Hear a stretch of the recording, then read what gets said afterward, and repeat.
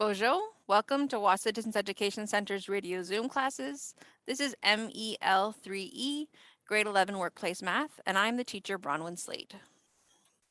If you'd like to participate live today, you can call the Wahsa studio at 1-800-465-7144 or 737-4017. You can listen on the radio at 91.9 FM and also on the television at Bell Express U channel 972. You are always welcome to join us live through the Zoom link, which is available from me, your teacher, and also your DEC. Our classes are scheduled Monday through Thursday from 9 till 10 in the morning, and we are now in our 5th week of our 9-week course. At this point, as we are about halfway, you should be thinking about what work to submit for marking. Reminder that the support questions, the ones with the pencil icon, are not for grading. These are practice problems, and you decide which ones and how many to do. If you're understanding a concept, it is totally okay if you skip some of these questions. You don't have to do them all just because they're there. If you're feeling confident, totally fine to do that. However, if you're unsure about something or something's not feeling great and you need more practice problems, no worries about that either. Please just let me know and I'm happy to send you more practice problems. The key questions are the ones with the key icon, and these are the ones to submit for marking. So please do all of these questions. Don't skip any. Please do all of them and show all of your work, your steps, and your thinking. This way I can understand what it is that you understand. And if you're struggling with something, or if you're making a calculation error or have a misconception, this gives me much more information than if you just give me the answer. If you just give me the answer, there's not much I can do about other than just telling you if you're right or you're wrong. I can't actually help you learn. If you give me your work, then I can see what your thinking is, and I can support you with your thinking and give you full credit for what you understand. So then how do you actually submit your work for marking? So there's 3 methods. The first is to scan your work in and send it electronically. So if you have a device, you could scan your completed work through it. If you have an Apple device, the Notes app that comes along with it has a scan function, and the Android devices, the Google Drive app has a scan function. Both are pretty straightforward in terms of basically just pointing and clicking. It's pretty much the same as taking a photograph, but you just need to go through these apps and look for the scan option. If you're not sure how to do this and you'd like to know, let me know. I'm happy to walk you through it. If you don't have access to a device or you just would like to take pictures, if that works better for you, that's fine too. Scanning just makes the files a little bit smaller and accessible for me to mark, but no worries if you need to do pictures, it's all good. So then send it to me through either email at studentwork@nnec.oed.ca, and then CC it directly to me at bronwyn.slate@nnec.on.ca, or send it to me through Facebook Messenger, where my name is B. Slate Wahsa. The second method is to drop your work off in Sioux Lookout. We have an outdoor mailbox at our location, 74 Front Street. We're the bright red building next to the post office, and we have a small white mailbox next to our side entrance. We're not yet open to the public, hopefully soon. But for now, just put your work in that mailbox and I'll get it back to you as soon as I can. The third method is to hand your work into your DEC. Your DEC can either send your work through the Express or fax it to 807-737-1732 or toll-free fax to 1-800-463-7852. Students are also welcome to fax their work in if they have access to a fax machine. All right, if you'd like to connect with me through social media, both my Facebook profile and my YouTube channel are under the name B. Slate Wahsa. So that's how you can find me. And then if you friend me on Facebook or subscribe to my YouTube channel, you'll get notifications every time I upload one of our lessons. All of our radio Zoom classes are recorded, and I upload them shortly after broadcasting to YouTube. Also on YouTube, I have short videos that explain common errors and confusing concepts, things you might struggle with that are a little bit outside of the context of our actual course. They might be skills that you missed or haven't understood with previous classes. So it's a really good place to go first if you're struggling with something, because maybe I've already addressed it and you don't need to do a wide internet search and keep trying to look for things that might be helpful. So go there if you need some help to check things out first. Also, math is a really visual subject. So just listening to me explain things is only going to give you a small part of the full educational experience. So I strongly encourage you to access the videos. Either join me live on Zoom, even if you don't want to talk to me, but just you want to sit and watch, that's totally fine. Or if that doesn't work for you, then watching the YouTube videos after I upload them is really going to get you the full experience and help you understand them best. If you can't access the YouTube videos, if you don't have reliable internet or something just doesn't work for you, then let me know and I'm happy to send you a copy of the recordings so you get the full experience. But really, I strongly encourage you to access the videos. All right, if you have any questions or concerns, please reach out and contact me. I have reached out to all of my students at this point to some success and have either left messages or emails with other folks. I will keep trying to reach out to you, but if you have questions for me, reach out to me. You can email me at bronwyn.slate, and that's spelled BRONWYN.SLATE@nnec.on.ca. Connect with me through Facebook at Slate Wahsa or on the phone at 807-737-1488. My extension is 2209. You can also call us toll free at 1-800-667-3703. My office hours are Monday through Friday, 8 a.m. to 2 p.m. But if that doesn't work for you and you really need to connect with me directly live, then reach out to me during those hours or leave me a message or send me an email and I will get back to you. We can try to figure out a time that works for both of us so that I can support you. All right, we are wrapping up we are wrapping up Unit 2 today, Lesson 10, which is banking transactions. So at the end of this lesson, you will understand fees associated with banking accounts. You will be able to identify various types of banking transactions, and you'll be able to make informed decisions about which accounts are the best for you. You know you've met the learning goals because you can calculate monthly bank service charges, you can interpret transaction codes from bank statements, and you can compare user costs between different banks and financial institutions. So when will you use this in real life? Well, knowledge is power. So being able to make decisions about the financial institution that you're using and understanding how they are communicating back to you means that you have more access to your money because everything costs money. So using a bank costs you money, but it keeps your money safe to some extent. And it helps you have access to other things. If you don't put your money into a bank, then it's harder to get loans and things like that because there's no way for or a credit card because there's no way for those places to know how much money you actually have. So anyway, so using a bank is beneficial, but understanding it and having that knowledge about the choices that you're making, about the information they're giving you, empowers you and gives you access to what is best for you. But first, before we dive into those banking transactions, let's activate our brains and do some mental math. I don't like mad math minutes. They cause folks stress. They don't teach skills. They just reward speed and memorization, but not understanding or real comprehension. So we don't do that in my class. We work on strategies that we can use in various situations and that really help us understand what the math is behind the questions so that you can transfer it to various situations and feel confident with your own abilities. So today's question is 26 plus 78, and we are adding up in chunks.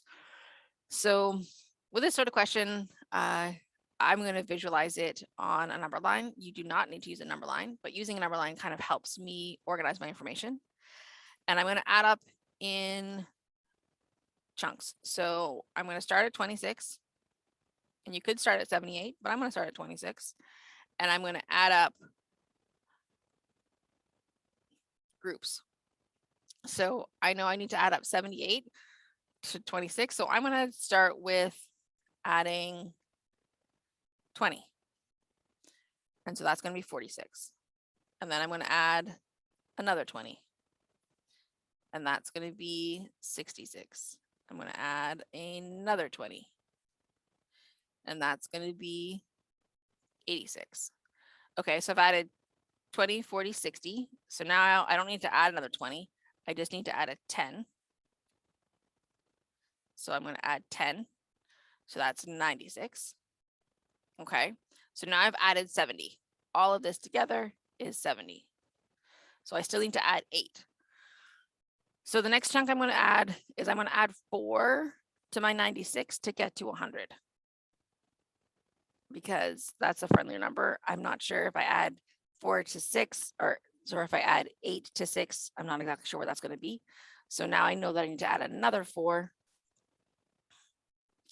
and I'm going to get to 104 because 4 plus 4 is 8. So 70 plus 8 is 78. So adding up in those friendly chunks, I got that 26 plus 78 is 104. Now, with all of these questions, you don't have to do the strategy that I picked. I'm just showing you what adding up in chunks looks like. So that's why I chose this strategy this time. You could look at that and say, well, I can see that 26 is close to 25 and 78 is close to 75. And I know that that is 100, and then deal with the other bits.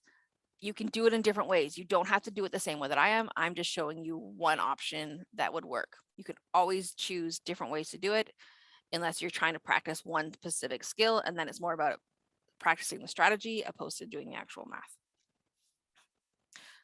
All right, so now our brain's going. What do we need to remember? What do we need to know from prior experience? So whenever we're looking at banking or with money, it's good to be able to be comfortable with double checking your calculations. I mean, in math all the time, it's important to double check your calculations because errors happen. But when you deal with money, it's particularly important because you don't want to be losing out money or paying more money than you need to be. So here we have 4 questions that have mistakes in them. And so we're just going to look at them to see if we can figure out how to correct them. So number 1, we have 43 take away 7 equals 50. Well, if I'm starting with 43, I know that, and I'm subtracting, that means that my number needs to be smaller. My answer needs to be smaller than 43. Well, if we look here, 50 is bigger than 43, so that's wrong. So really what ended up happening is here, this person added those two. This question got added those two together and got me 50. So I need a number that's smaller. So if I do 43 take away 7, I'm going to do these using some of my strategies that I have. Well, I'm going to think, okay, well, if I do 43 and I take away 3, I get down to 40. And then you're taking away another 4, so I can take away 7 in total. And that's going to be 36. So 43 take away 7 is actually 36. All right, number 2, 143 plus 16 equals 169. So here I'm adding, so I'm expecting it to be bigger than 143, which it is. Okay. And then I'm going to say, well, okay, so I'm going to look and be like, well, I have 100 and I still have 100. Okay, that makes sense to me. And then I have 40 plus 10. Well, 40 plus 10 should be 50 unless I end up with more from my ones. So if I look at 3 plus 6, that's going to be 9. So 43 plus 16 is going to be 59.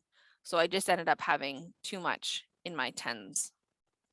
So it should be 143 plus 16 equals 159. All right, number 3, 188 plus 20 equals 108. Okay, so again, I have 188 plus, so it should be getting bigger. 20 equals 108, which is smaller than 20. Or sorry, smaller than 188. So I've made a mistake. I haven't added enough. So here, what the mistake is that 180 plus 20 is going to be 200. And so instead of writing 200, we just wrote 100. So 188 plus 20 is going to be 208. And then 85 take away 19 equals 74. Well, this is one of the most common errors that folks make with subtracting. So it is smaller, I am subtracting, but what this has happened here is people have done 85 take away 19, and they said, okay, 5 take away 9, I can't do that. So, but 9 take away 5 is 4, and then 8 take away 1 is 7. People do this all the time where they take the bigger number and subtract the smaller number, but that's not actually 85 take away 19.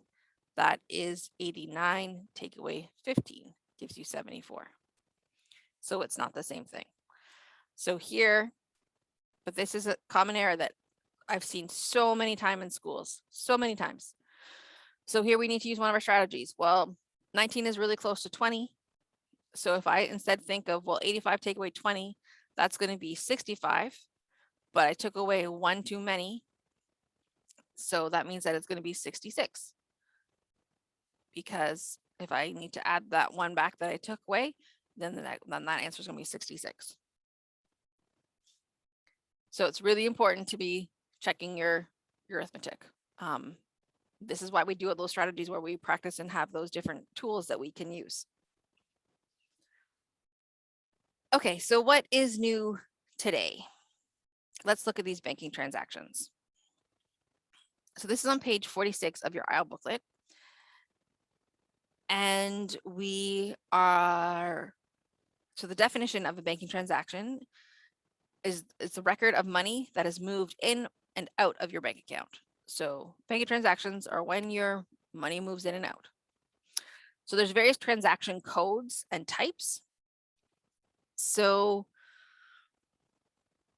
the first is that I'm going to talk about is withdrawal. So this is when you take out money from your account, and the code is usually WD. Usually the code has something to do with the letters in the word. So when you take money out of your account, it's called a withdrawal.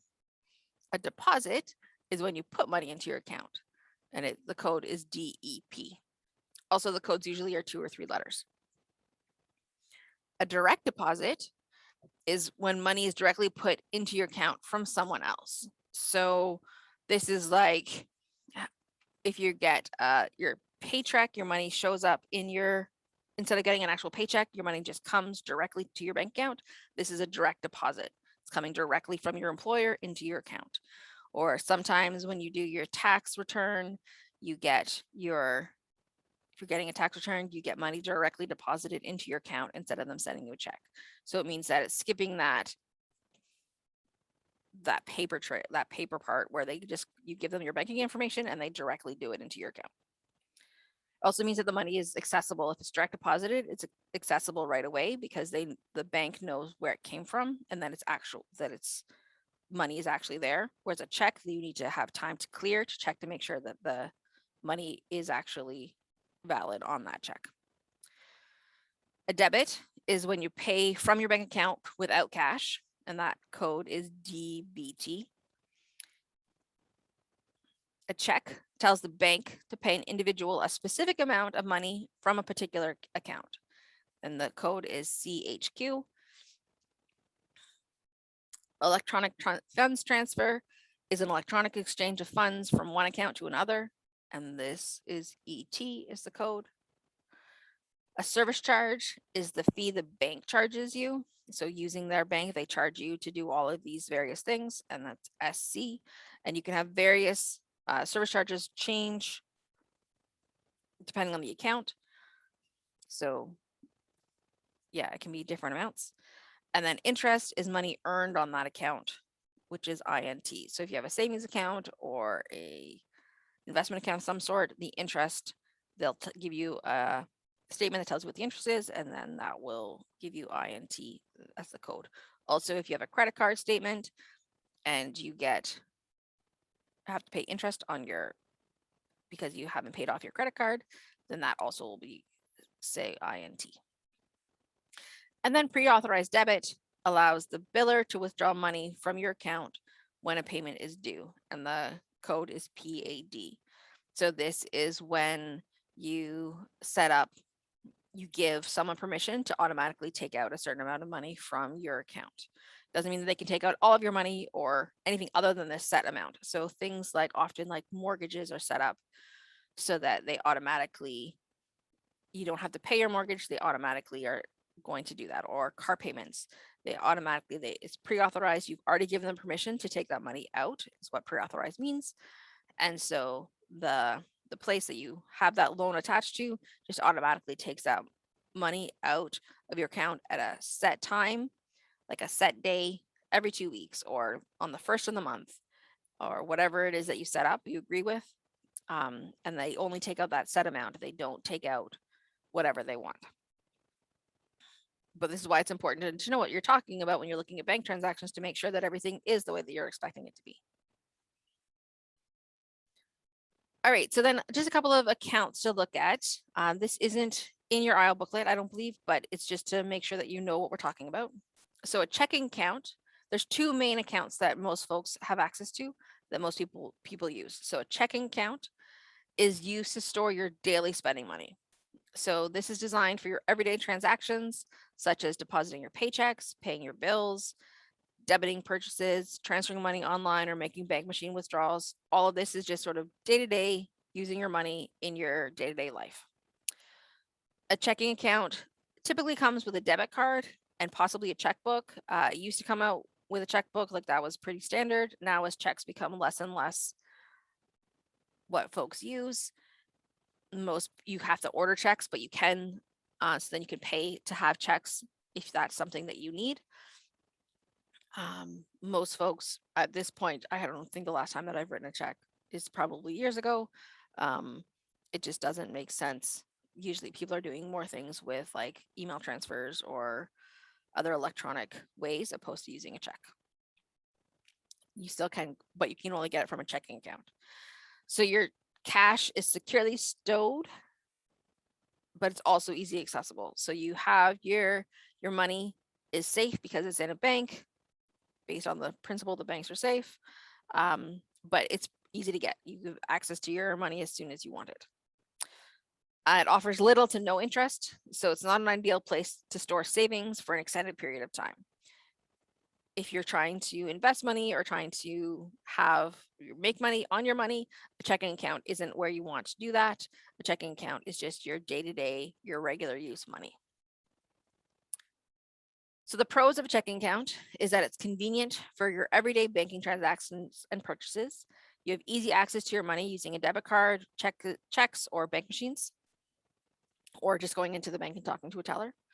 The cons are that you likely have a monthly account fee. So there's likely you're getting charged something to use that account. And there's no or lower interest rates compared to a savings account. So you're not making any money on that money sitting in that account. Okay, so let's look at a savings account. This is the other common kind of account that folks have. So this is where your money is deposited and interest is paid by the financial institution. So they're giving you money for having money in their account. It's used to safely store your money over a longer time while also earning interest. Savings accounts pay higher interest rates, making them a great place for your emergency fund and long-term savings. Generally not used for everyday transactions such as paying bills or cashing checks. This isn't where you don't want to just have a savings account because they're not set up to have money going in and out of them frequently. They're set up so that you have you're putting money in and leaving it there for a period of time. So the pros of a savings account is that you have a higher interest rate on deposits. So you're making more money, free money on your money. There's often no monthly account fee, so you're often not paying to have that account. It's a lower risk account to save your money compared to an investment account on like the stock markets.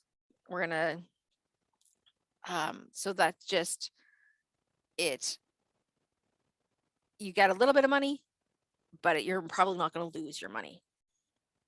So the cons of it is that you're typically limited to a number of debit transactions you can make without incurring a fee. So they generally don't want you to take your money out all of the time. So if you keep taking money directly out of your savings account, then you're probably going to have to pay a fee every time that you do that. Like it could be like $2 or $5 or something, so that you're losing money by taking money out of it directly. What makes more sense is to transfer the money from a savings account to a checking account, and then they take money out through the checking account. Because generally transferring money doesn't cost you any money. But this is sometimes hard to remember, or life happens and you don't. And so then you end up getting charged fees. So this is why just having a savings account isn't great for most adults. And then also a con is that it's a likely lower interest rate compared to an investment portfolio in the stock market. So it's lower risk, which is great, but you're not making as much money. It's a lower interest rate because it's lower risk. That's how the stock market works. That's how investment works. And then it's not designed for everyday banking or frequent withdrawals. This is like what we talked about, is that doing this, it's going to charge you money if you're trying to use it as your everyday banking account. Okay, so those are our accounts and those are our transactions that we talked about. So now let's look at a monthly bank statement. So this is what you may receive this in the mail, something like this. You may just get this electronically if you've gone paperless, so that you don't just have a stack of paper that you don't actually look at or look at more than once. So this is something that these codes are still true online if you're looking online at your account, and we're going to talk more about online in a little bit. So let's understand this. So here's Lena's monthly bank statement. Oh, if you get it printed out, they give it to you monthly. If you go online, then it's just up to date up to the today, up until the processing, like the account, the transactions that have been processed. So looking at this like it's printed off and sent to you monthly. How much money did she have at the beginning of the month?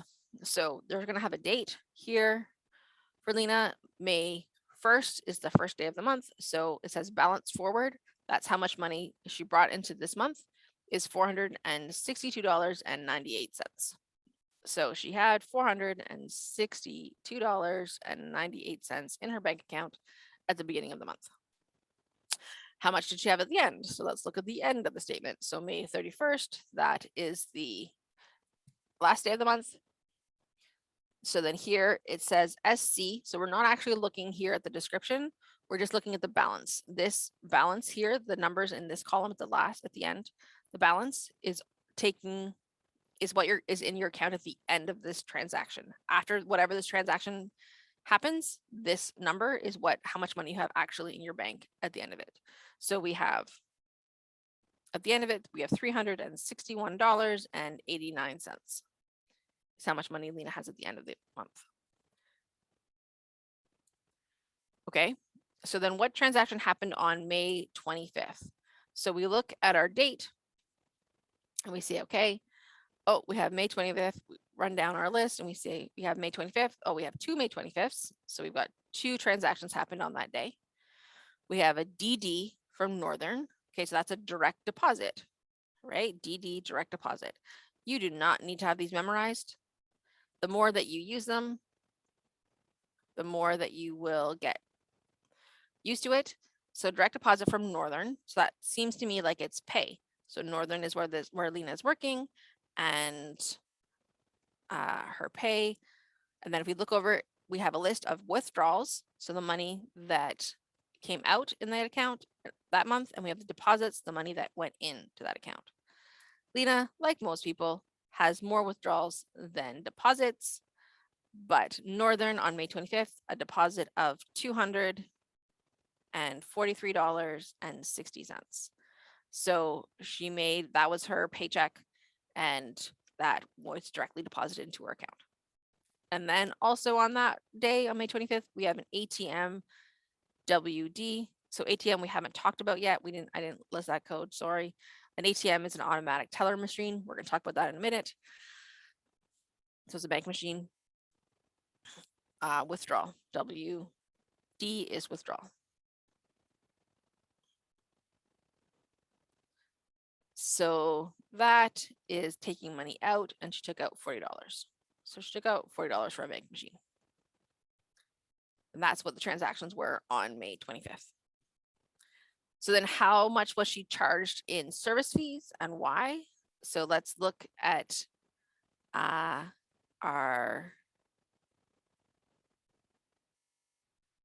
look for SC for service charge. So here's a service charge on May 17th. And here's a service charge on May 31st. So service charge on May 17th, it was for $2. And we're going to talk about this in a minute. This was for because she used an automatic teller. We're going to talk about that in a minute. So ignore that for right now. But on May 31st, she used service charge for $11.65. This was because it's at the end of the month. This is her bank service charge. So this is the fee for using that account. Ignore the other service charge for right now. We're going to talk about that in a minute. So then how much money did she withdraw over the month? So we're going to look to see, we have the withdrawals. We're looking for how much cash. So that's going to happen at an ATM. So an ATM so we have $22.50, we have $40, and we have $20. So here it looks like we took out 20, 40, 22.50. So 20, 40, 60 plus 22.50 is 82.50. Now that's kind of a weird number to take out. And we're going to talk again more about why that is in terms of in a minute once we look at an ATM. Okay, so now you can do the support questions on page 84.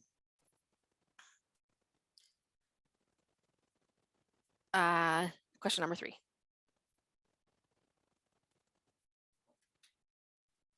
Okay, so now let's look at online banking. So this is on page 40 of your IEL booklet.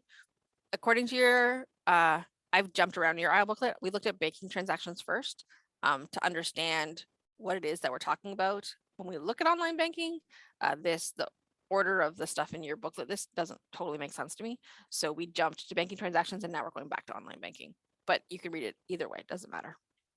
Whatever makes most sense to you. So online banking allows all its users with internet connections to access their financial information and management your activities 24/7. So you do this through the internet and the sites are secure, which means that they're all confidential information you send regarding your banking activities is private between you and your bank. Also, if you have a banking app on your phone or a device, they work the same way. It's secure. Their security is really, really important. So they invest a lot of money into making sure that they have secure services so that people can't just access your banking information really easily. But you still can access it with as long as you're secure with your password and your banking information. On their side, it's secure. You got to make sure your side is secure too. But you can access your banking information 24/7, so you don't have to wait until the bank is open. The types of services that are offered through online banking are you check your balances for your bank, your credit card, or your mortgage accounts. So how much money do you have available? How much money do you owe? You can register and pay your bills or schedule automatic payments to happen. You can transfer funds between your accounts or your credit cards. You can money transfer. You can apply for products online, such as credit cards, RSPs, and various other things. That can be a little bit tricky, but you can do it. And then you can download your bank information for software programs. So if you are trying to budget and you want to have access to all of your information, you can download it to put it into another program. Or if you are if you have like a business account and you're trying to keep track of all of your money, again, you can download your banking information or you connect it to another app or another program to help you keep informed about your money. You may have fees charged for various services and transactions, so it's really important to be aware of what you can do and what you can't do and what they might charge you to do. This can take some learning. All right, so let's look at an example. So up here in the top right of my screen, I have the information about the account. So the account is for a monthly fee of $4.15. You get 8 self-serve transactions. Any other one that you use is $0.50. So a self-storage transaction is when you go to a banking machine and you do it yourself, or you do it online where you don't get anybody to help. You don't have an actual person helping. Then you have 5 full service transactions. So that's when you talk to a teller, you talk to a person, and they help you. With any more than 5 costs you another $1. Each use at an ATM not associated with your bank is $1.25 plus the transaction fee. So they charge you money to use an ATM that isn't associated with your bank, plus the ATM charges you a fee. Again, we're going to talk about that. This lesson is tricky because they're all connected, and so it's hard to define everything first and then do all of the examples. But maybe that's what I should set my lesson up to do. And then we have $1.50 for each email money transfer, but email transfers are free if you have a minimum balance of $1,000 in your account at all times. So that's what defines the account. Now we need to look into what this actual person has done for the month, because this is what's true for every month, the monthly fee. So this is $4.50 for all of these things every month. You pay $4.50 every month. So Julian did the following banking in 1 month, while keeping a balance of $1,250. So he always had at least $1,250 in his account. Sometimes he had more, but he never had less. He deposited a check at a teller 2 times. So that is a full service transaction, right? Because they're with a teller. He paid 6 bills online. So that's a self-service transaction. He withdrew money 3 times from an ATM not associated with his bank. And there's a $2 transaction for each of those. So for an ATM that is not associated with his bank, he has to pay $1.25 plus $2 for each one.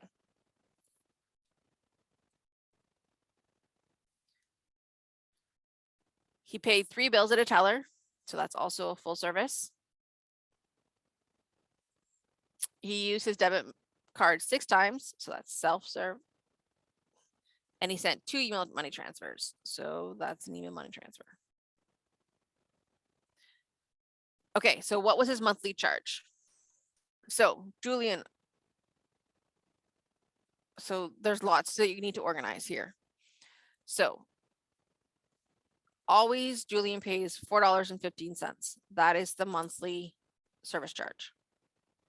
Every month he pays that, no matter what. Then for the full services, he gets 8.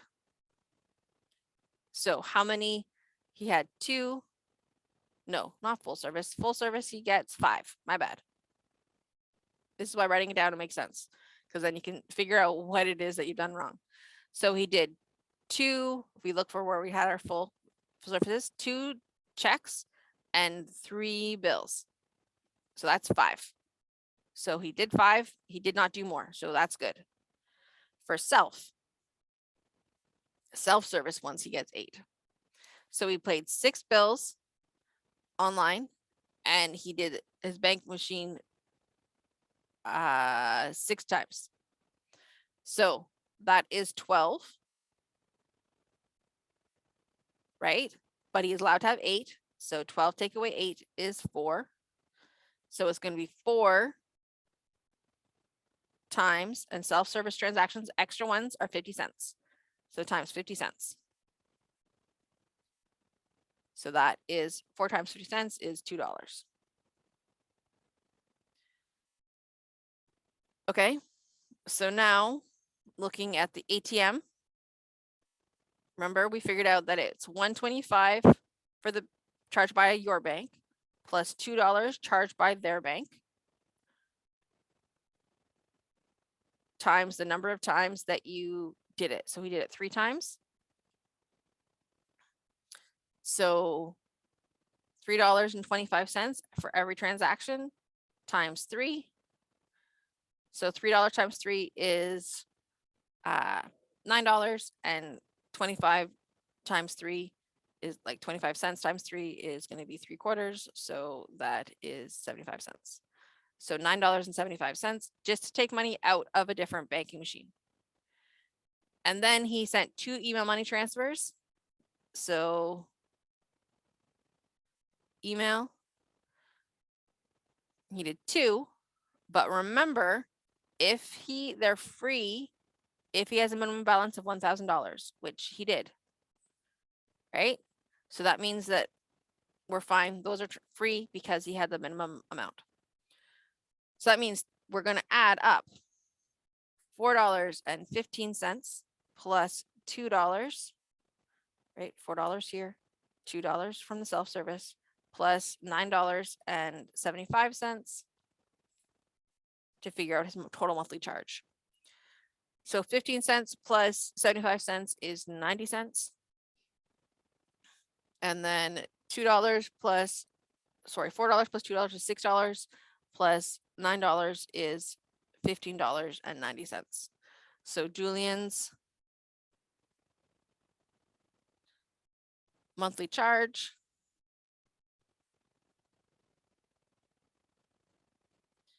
is $15.90. And that's how you would figure it out. So there's lots of parts. You need to go through lots of things and list out. So now you can do the support question on page 42, question number 1. And now let's look at debit card banking. So it's on page 43. So debit cards are the ultimate inconvenience. So they're used to make your life easier. You use them at stores, both with a cashier or at self-checkouts. You can use them at an automated teller machine, which is an ATM, or an automated bank machine, which is an ABM. They can do different things. But when you're using an automated teller machine, an ATM or an ABM, your own financial institution charges you $0 to $2 to use that. Plus, if it's not from your financial institution, they charge you $1 to $4 usually. Plus, if there's any other possible charges depending on what it is that you're doing. So it could charge you anyway from $0 to $6 possibly to just use a banking machine, to not talk to a person. So the services or the transactions that you can do with your banking card is you can withdraw cash or deposit cash and checks. You can pay your registered bills. You can transfer funds between your accounts, and you can check your account balances. So let's look at another example. So this is the information for your CIBC checking account. For a monthly fee of $6.95, you get 12 transactions, then $1.25 each for additional transactions over 12, up to a monthly fee of $16.95. You pay no monthly fee when you have a minimum end of the day balance of $4,000 each day, and non-CIBC ATM withdrawals are $2 each plus transaction fee. So again, there's a lot going on here. In 1 month, so let's look at our question. That's a lot. That's like, I actually got that from CIBC. That's actually what the CIBC current checking, or within the last year, checking account costs. So in 1 month, Lorraine uses an ATM deposit 2 checks, withdrew cash on 5 separate days, and pays 3 bills. She also took out cash at an ATM not associated with her bank that charges $3.35 once. Finally, she had 2 pre-authorized payments set up on her account. What was her monthly fee? It does not tell us what her end of the day balance was, what her minimum balance was. So that means that we can't assume that it is over $4,000. We have to go with the information that we're given. So that means that she's going to pay a monthly fee. So she gets 12 transactions just for $6.95. So let's see how many transactions in total does she have. 2 deposits, checks. So 2. Withdrew cash on 5 separate days. So plus 5, that's 7. Paid 3 bills. 7 plus 3 is 10. Took out cash from a non-CIBC ATM once. So that's 11. And finally has 2 pre-authorized payments set up from her account. So that is 13. So she had 13 transactions. Okay.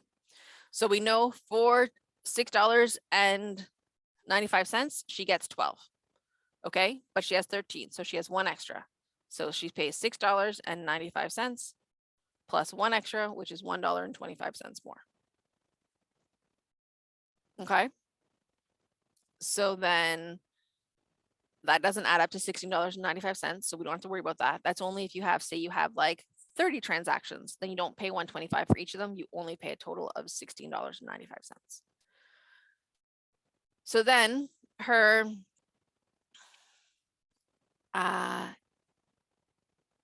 then she once took an ATM and that's going to have a charge. So she has to pay for non-ATM withdrawal. She pays $2 at the CIBC and she pays $3.35 at the actual bank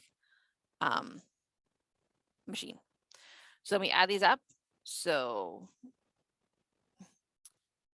that's going to be 95 plus 25 plus 35 is going to be $1.50. So then $6 plus $1 is 8 plus $2 is 10 plus $3 is 13. So her monthly fee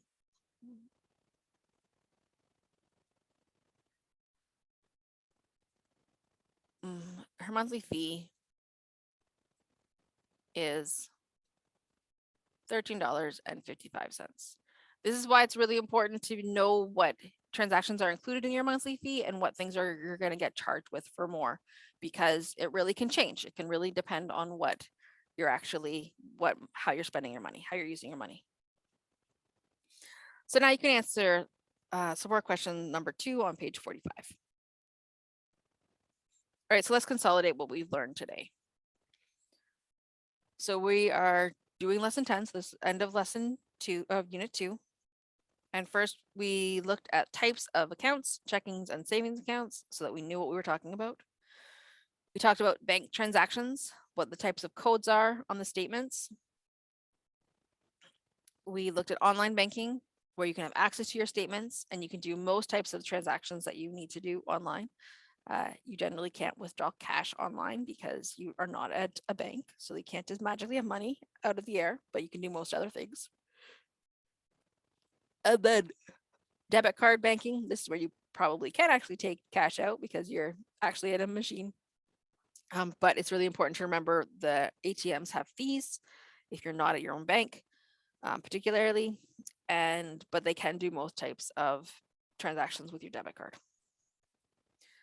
So hopefully you are feeling confident that you can calculate your monthly bank service charges, that you can interpret transaction codes from your bank statements, and you can compare user costs between different banks and financial institutions. So you can look to see, you can compare if one, like if you look at those 2 different accounts that we looked at today, what is the benefits of one versus the other to figure out where's the right place for you. All right, so this lesson, as I've said before, is a little bit roundabout. So make sure, it's a really good idea to maybe even read through the whole lesson before you do any of the support questions, because I found when writing this lesson and even when teaching it again, that things can be confusing because you need to use information that you haven't learned about yet, and that's not great. So might be good to read through the whole lesson and then go back to do your support questions. Definitely read through the whole lesson, do all the support questions before you do your key questions. But if you have any questions for me, and if you're confused in any way, please reach out and contact me. You can call me at the office at 807-737-1488, extension 2209. You can call us also toll free at 1-800-667-3703. You can email me at bronwyn.slate@nnec.owen.ca. And that's spelled BRONWYN.SLATE. You can connect with me through Facebook, where you can ask me questions and access the links to YouTube, where my name on Facebook is B Slate Wahsa.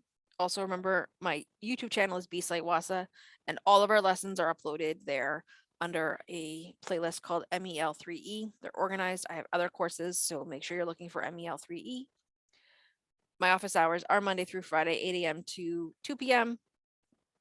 So feel free to reach out during that time if you want to talk directly to me, or leave me a message and I will get back to you during that time. If you need to connect outside of that time, which makes sense if you're working or if you've got life, totally makes sense.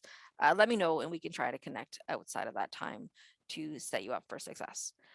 Thank you so much for joining me. I hope you have a lovely day today, and Miigwech.